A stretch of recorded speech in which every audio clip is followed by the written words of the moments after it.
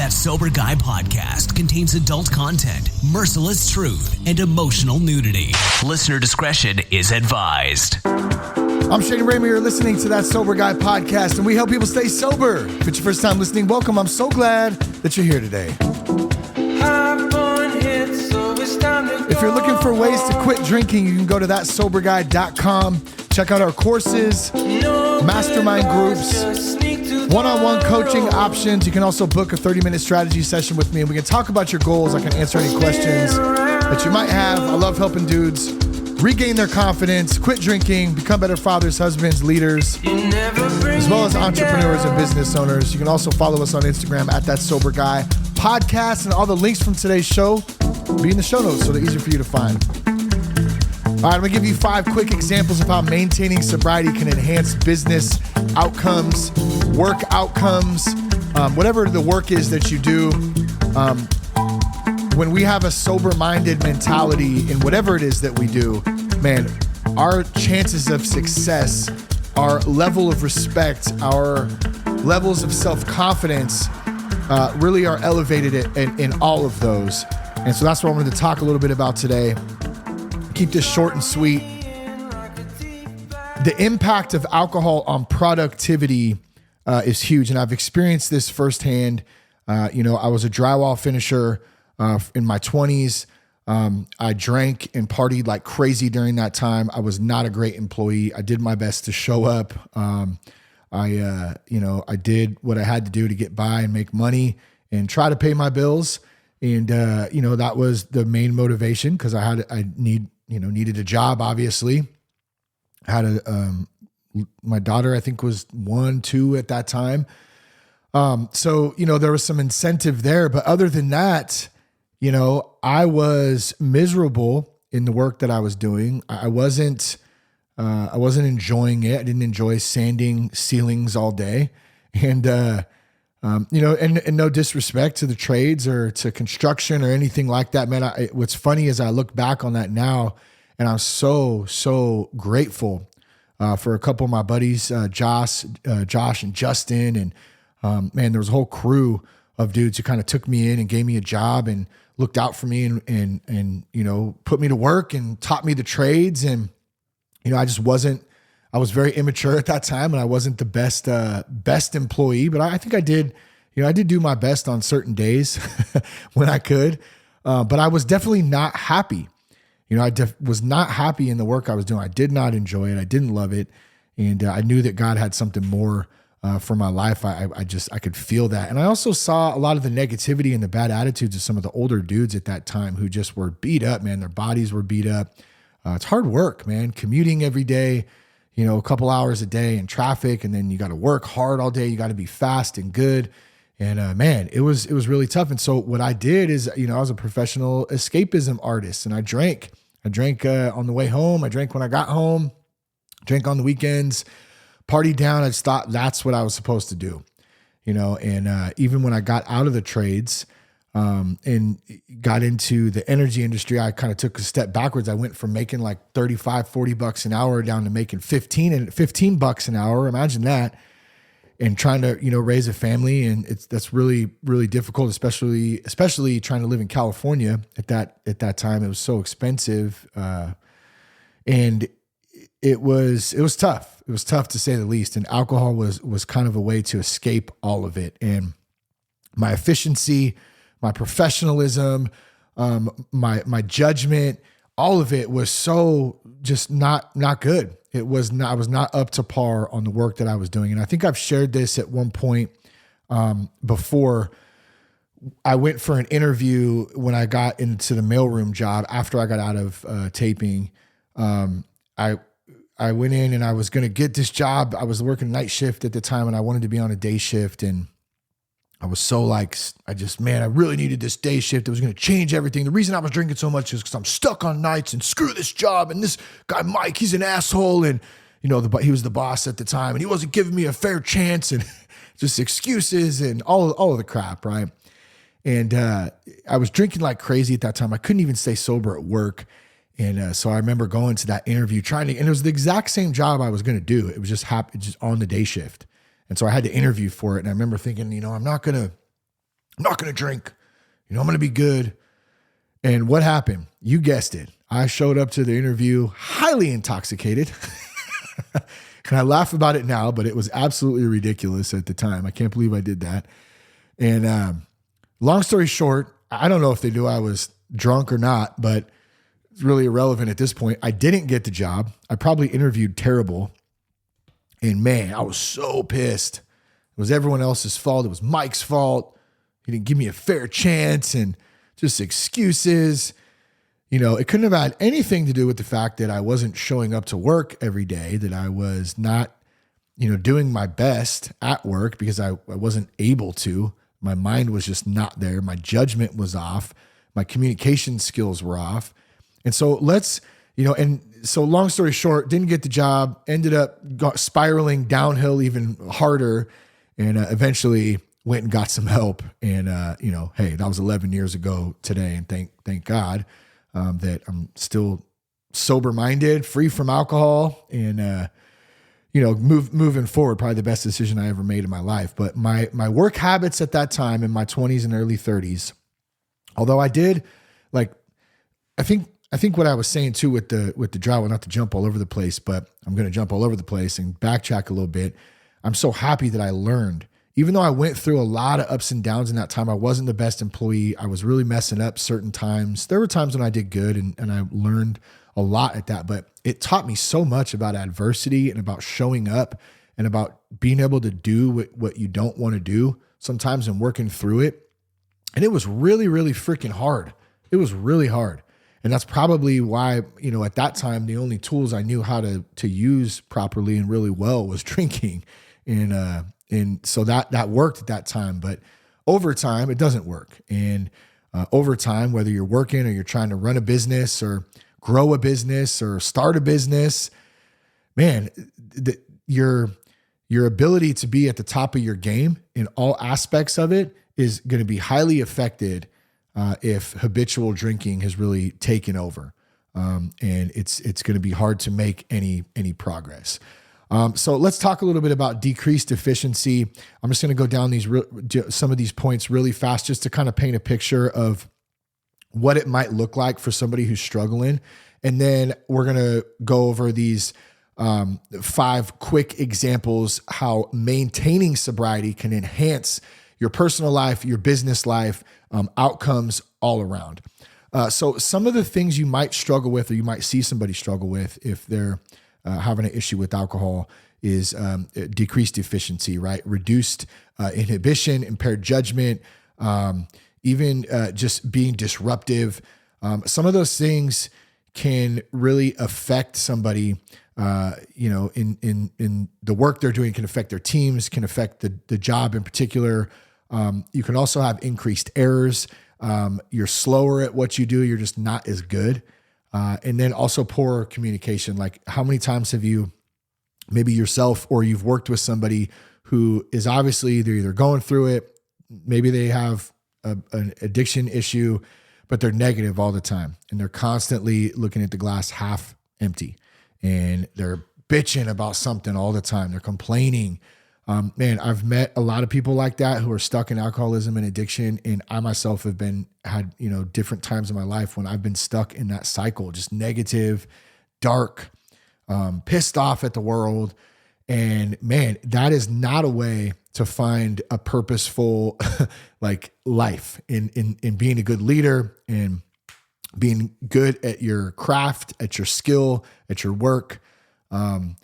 That's not the way to do it. It's not the way to build a relationship. It's not the way to lead a family. None of that. And so those are some of the things that you're going to see. You're also going to see missing work is a huge one too. I was towards the end, I was trying to find ways that I didn't have to go to work because I couldn't stand it. I didn't want to go. I hated it. And it was me. It was my own doing. It wasn't the work. It wasn't the environment. It wasn't anything. It was me. I was stuck in this cycle. I was constantly hungover, and I was constantly saying that I wasn't going to do what I did yesterday, only to do what I did yesterday the next day and every day after. And so it got exhausting, and I was negative about it, and I was pissed off. My sleep was terrible. That's a huge one. a relationship between alcohol and sleep. That is a very interesting one. And I don't have time to go into all of it today. But when your sleep is affected, and especially over long periods of time, you will literally start to go crazy. And you start mixing that in with substances and lack of sleep or not good sleep. Man, that takes a huge effect, and it can cause fatigue. You're not as alert. You start missing days at work. You start not showing up for clients, or you're showing up late for clients. You're not getting tasks done that, maybe the client thought that you were supposed to get done. I mean, or your boss thought you were supposed to get done, and then you're making excuses why you didn't. Like, point being, we're not at the top of our game. Okay. I could go over a whole list of all the things, calling in sick, not showing up. I mean, I think I mentioned that already. There's so many different things, building relationships. How about that? Let's talk about that one really quick. Do you think that you're going to be more likely to find new clients or build new business relationships with people if you're, constantly hungover and drinking? I mean, and some guys might argue, well, that's where I find all my clients and relationships, or build business relationships. We go out, we have a few drinks and whatever. I mean, I get it. I guess that there may be something to that. I'm sure there's plenty of dudes who've built relationships around alcohol, but are they long-standing relationships? Are they healthy ones? Do they, what does that look like long-term? Not just for the business relationship, but for the health of yourself and your client overall. Like that, and the respect factor, the respect factor is so different. Like when you say to somebody, yeah, I'll have a scotch, and you get hammered on your first, meeting, or at, after work at your work function, and you're the one who's drinking, being an idiot, or just like, yeah, I don't drink. I just don't want to. I mean, it doesn't have to be a big deal. Yeah. I just decided it's a better decision for my life and my family's life. So yeah, I don't drink. Like, the respect that you get there is tenfold compared to just being party guy. Like, nobody wants to be around party guy at 40 years old. I can promise you that. Like, in your 20s, you can get away with it. In your 30s, you might be able to get away with it for a minute, but I can tell you in your 40s, like, dude, like it's not working. It's not a good look. So let's talk about how maintaining sobriety can lead to clearer goals, more strategy, or ways to strategically think about the goals that you have, the visions that you have, where you want to be in, 5 years down the road. So I came up with 5 very quick examples of how to maintain sobriety to help with your personal life, leading your family, your business outcomes. You can apply these to all of them, specifically business in this podcast, of course. But number 1, enhanced focus, right? Sobriety allows for improved connections, which are going to give you clear goal setting, like clear ways and abilities to goal set. Like, what does that look like? Oh, I want to be here in 6 months. I want to be here in a year. I want to be here in 5 years, or even just micro goals. Hey, I want to work out 3 times this week. I want to get a good walk in. Hey, I don't want to drink for 30 days or for 10 days. Like, you start to become focused on your tasks without that crap, alcohol, what I'm talking about, in your life. You have a more structured approach to achieving your goals, whether they're in business, your health, wellness, personal life, whatever. Overall, you're focused on it. You don't have the empty promises and empty visions and all of that stuff going on, which is what I used to do. I'd sit in the garage, drink, smoke cigarettes, and think about how my life was shitty and how I wanted to be here and there and do this and do that. I'm going to do this, I'm going to do that, and then never do it. And be doing the same thing in the garage, drinking, smoking cigarettes, bitching about my life, how shitty it was, and how I was going to do this, that, if this didn't happen, whatever. It was just a repetitive cycle. There was no focus. So number 1, enhanced focus. It's going to help you in all aspects of everything that you do as soon as you kick that crap out of your life. Number 2, better decision-making. Better decision-making. With a clear mind, you have the ability to analyze situations more. You have a better way of strategically thinking about things, and then that's going to allow you to make better informed decisions based on the the ability to look at everything from a whole, from a conscious perspective, I guess is kind of what I'm thinking. Like you're looking at everything realistically, and that is going to impact your business. It's going to impact your ability to be a dad, your ability to just live a good life, by making informed decisions and having the ability to critically think about stuff, weigh the pros and the cons, write a list. Like a lot of the things I learned when I got sober, like for instance, I'll give you an example, like a list, a pro and con list, or a gratitude list, or a bubble, like they call it a bubble map, where you go in and you'll put your main thing in the middle, and then you've probably seen that back in school, even back in the day. I know people do, that's not anything like special, but what I'm saying is those small tasks that seem stupid that we would never do when we're drinking because they just seem dumb. They're small tasks, they're small goals that lead to bigger things. We have to have a plan.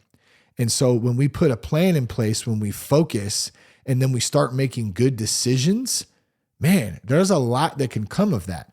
And there's a lot that can grow into that. So better decision-making, huge part of it. You're going to make good decisions versus poor decisions if you're intoxicated a lot of the time. Number 3, increased creativity. This is huge. Sobriety often fosters innovative thinking, allowing for the development of fresh ideas and solutions that can drive your business forward. It can drive the work that you're doing forward. It can help you grow in all aspects because you're creative. And one of the things I'll say, this can be tough finding your creative. If you're a creative person, maybe you're an artist, maybe you're a musician, maybe you just like to have a creative mind. You like to wordsmith stuff. You like to draw, put puzzles together, whatever it is that you do that's creative, that's your creative thing. Sometimes there's this misconception that we can only be creative when we're intoxicated or when we're high. I really fell into that for a lot of years, especially being a musician. Like the only way I knew how to be creative, at least I thought, was by being intoxicated. So when I was writing songs, playing shows, all that stuff, I was always intoxicated while I did it. I was always high. I was always drinking. I was always doing something because I thought that's how I connected. And I'm here to tell you that that's not true. That's not 100% true. That's not the only way that you can do that. Now, is it an adjustment? Yes.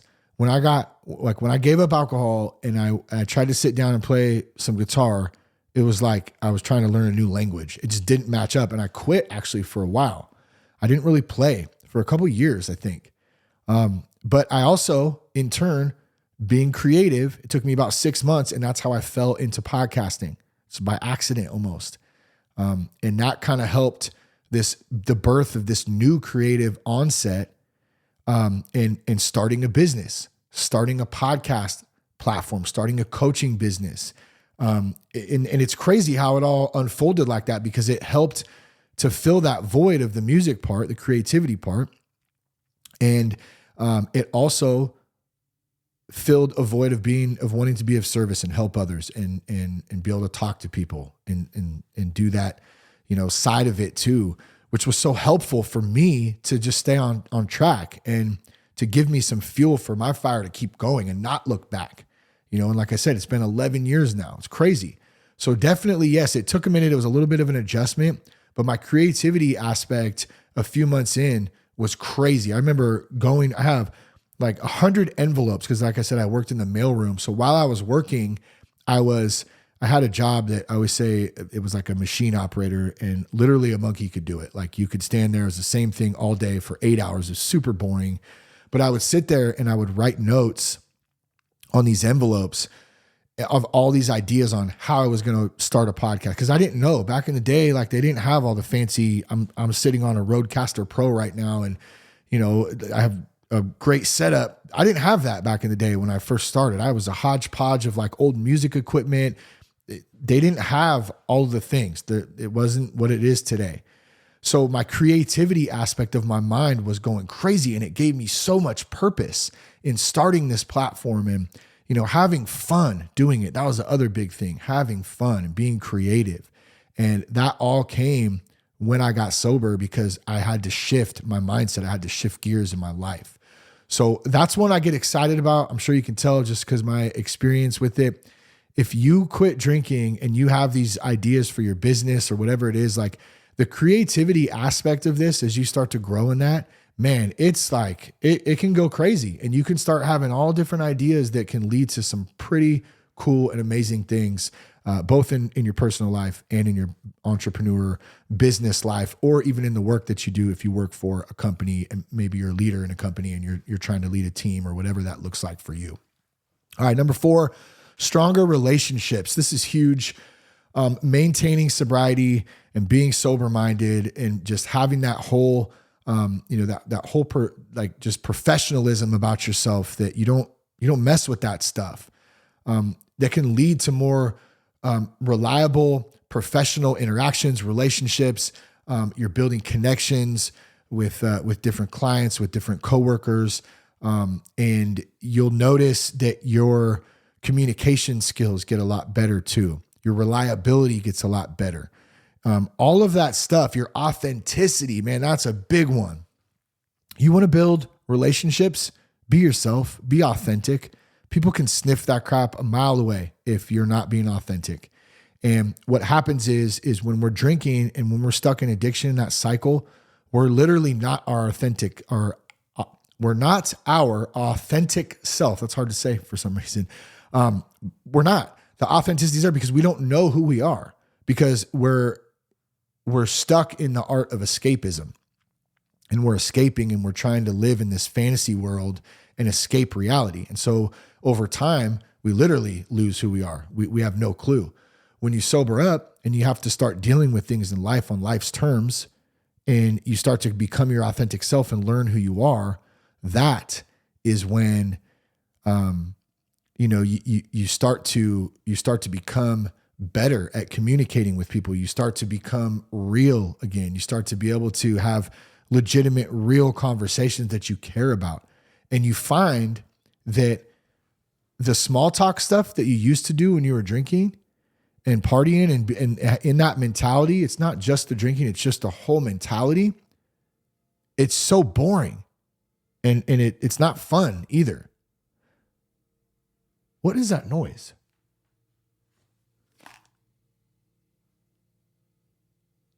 I don't know. Something outside. Okay. Sorry about that. But yeah, you'll find yourself just becoming so much more able to have good, meaningful conversations, which leads to meaningful relationships with people, which leads to more clients, more great coworkers, more positive connections with people. And if you're in business or you're a leader in your work or whatever it is that you do, man, that is huge. And so being, sobering up, like cutting that stuff out, is going to lead to bigger, better, stronger relationships, no doubt. All right, last one, and then we'll wrap it up. Higher productivity. Man, this is a gimme, I think, right here. At least it should be. Are you going to take the guy who's hungover, or are you going to take the guy who doesn't, who let's put it like this, who takes care of himself and doesn't participate in that kind of lifestyle and is healthy and has got a lot of energy, has got a positive attitude? Are you going to take the guy who, he may be good at his trade and stuff, but man, he's hungover a lot, and you don't know if he's going to show up any one day. Like, the productivity thing is huge, and people pick up on that too. They pick up on, are you motivated? Are you productive? Are you trustworthy? All those things. And, I can promise you that my life changed in so many ways in being productive, in being excited about life, to wake up and just see what's to come of the day. And it didn't just happen overnight. I really worked so hard, and I still work hard at the work that I do, in the corporate space, in communications, and in coaching, and podcasting, and just having these conversations and trying to be of service, man. But it took a few years to, get all that together, start to see what that looked like. So let's just go over those one more time, and then we'll wrap up. 5 quick examples of how maintaining sobriety can enhance business outcomes. We have enhanced focus, better decision-making, increased creativity, stronger relationships, higher productivity. So those are huge. I hope that makes sense, that you can see that there are ways and reasons, and there's a foundation that you can set that can be motivating to help you quit and to help you get through the times, if you're going back and forth, like, you want to stop, but you don't know where to start. Man, there's a lot of resources out there. We have a lot, like I mentioned in the beginning of the episode today, at thatsoberguy.com. Mastermind groups, one-on-one coaching. We have our 30-day alcohol-free challenge, 30 podcasts in 30 days with support there, with worksheets, there's a whole thing, community. We have the Sober Guy men's group. So lots of stuff on there. I'd love for you to check that out. I hope something spoke to you today. And if you have questions, comments, you can reach out to us on Instagram at That Sober Guy Podcast. Appreciate you guys tuning in today. Thank you again. Have a great one. Be sober-minded. It's the way to be. Lead your families well. Lead your communities well. Lead your businesses well. Thanks again.